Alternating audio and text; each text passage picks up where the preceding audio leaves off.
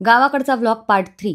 नरकात प्रवेश करून राक्षसासारखी हसतच होते तेवढ्यात आईचं लाटणं पडलं पाठीत. आईने देवाची पूजा झाल्यावर मी उठले. लाच ठेवलीच नाही आमची असा लुक दिला मला आणि पाटावर बसवलं. पाटाभोवतीच्या रांगोळीला भुलू नका, कारण आईने रागात खसा तेल आणि उठणं घासल्यानंतर माझ्या स्किनला भूल पडली होती. तुम मेरी माँ होगी अपने घर पे. चेहऱ्याला हात तर मी लावूच देत नसते. वर्षभर स्किन केअर वरती स्वतःचं दिवाळं, स्वतःची स्किन उखाडून काढायला थोडी करते मी, म्हणून स्वतःच चेहऱ्याला उठणं लावलं. भाई, माझी आई दोडक्याची भाजी बाप करते. हांगोळ करून राक्षसासारखे केस घेऊन मी निघाले सोनाराच्या दुकानात. ऑटोत गर्दी होती त्यामुळे माझं लहानपणीचं स्वप्न पूर्ण झालं. ऑटोमध्ये समोर बसून बीडमध्ये फिरायचं. एरवी आमच्याकडे फक्त पोट्टे करतात असं, पण आज तुमचा भाई करतोय ना बाई. आणि हे आमचं खरं बीड.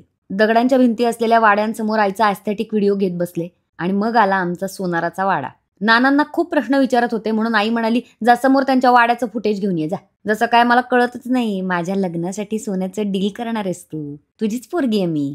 तिकडे गेल्यानंतर मला एक हॉरर झाड दिसलं आणि बाकी वाडा आतून असा भारी आहे. झटॅक ग्रीन कलर आहे किचनचा. आमचा पण किचनचा सेमच कलर आहे. यांचा त्यावेळेचा ट्रेंड होता की काय तो.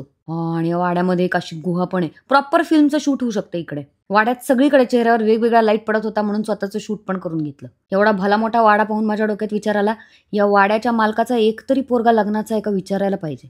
ही आईची मैत्रीण मीना मावशी. या मैत्रिणींनी शेव कुठली आणायची यावर घमासान डिस्कशन केलं आणि आईने बाबांनी आणलेली शेव ही परत करून या असं सांगितलं. मैत्रिणीच्या सांगण्यावरून नवऱ्याने आणलेल्या गोष्टी त्याला बदलायला लावणं हे प्रत्येक जनरेशनमध्ये चालतं, हा या स्टोरीचा बोध. या गौरीला शंकर कधी मिळणारे माहीत नाही, पण घरी येताच शंकर पाळे नक्की मिळाले. शेजारची वहिनी आणि आई मिळून फराळ बनवत होते तेव्हा माझा आर्टिस्ट जागा झाला आणि मी सगळ्या गोष्टी ट्राय करून त्यांना 5 स्टार रिव्ह्यूज पण दिले. आज सोनाराचं दुकान पाहिलं, लेकिन अगर असली सोना देखना है तो stay tune for next vlog. Okay bye.